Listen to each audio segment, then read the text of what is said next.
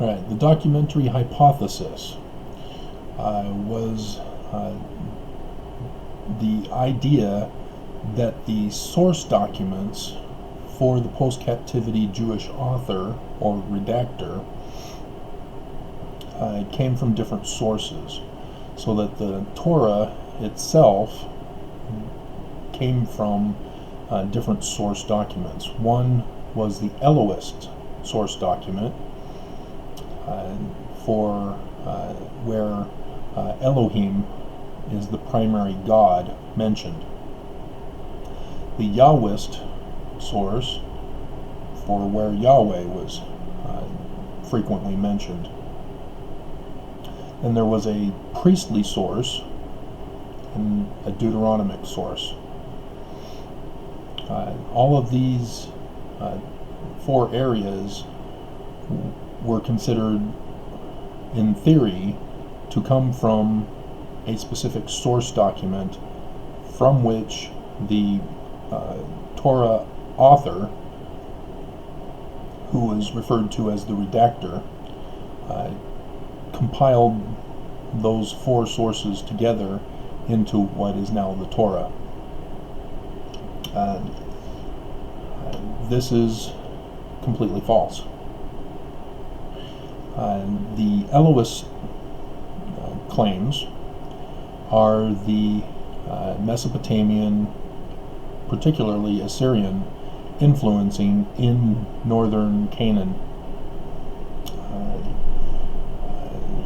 during the time when Assyria was asserting itself and taking tribute from the northern kingdom as Egypt was losing its power over that area. And so the introduction of the Canaanite El then commenced. The Yahwist source is the Egyptian source. The 18th dynasty had the first pharaoh, Moses, Moses. And so when we get to Moses with the burning bush, and he's talking about the house of Israel once knew my name this way, so go to them and say this is my name, and they will know and understand who it is you're talking about. That's what they're referring to, is the 18th dynasty pharaoh, Moses, Yah being the moon god of the Egyptians, and carried over into the land of Canaan with the Baal, the Canaanite Assyrian deity, which is associated with Bel in the apocryphal work of Daniel, and the archaeology that found both characters, deities, both in human male form. And then you have the priestly source.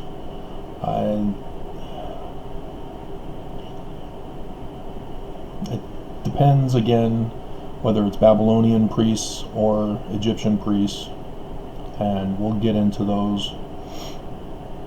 And then the Deuteronomic is a repetition of everything, and in some sense may not even have been necessary had not been for additional information not contained in other books of the Torah.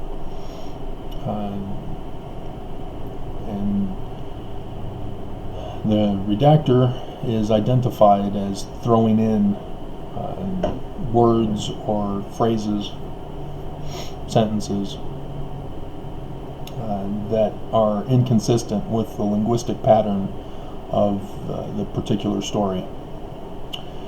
And he's also identified with anachronisms. Anachronisms are when you talk about a historical event in the context of a more modern environment. And so when you have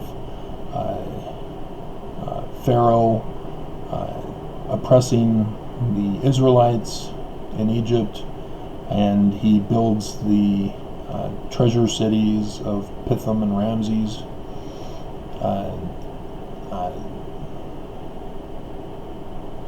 and then there's a Ramses earlier on. Those are anachronisms, and indicate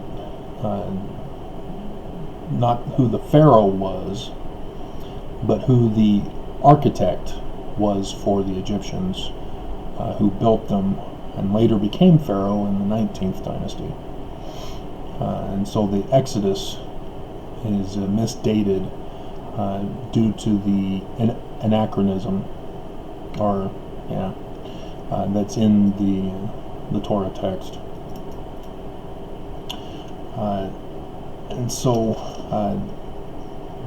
that's the theory that I'm working with, is an Egyptian source document that had been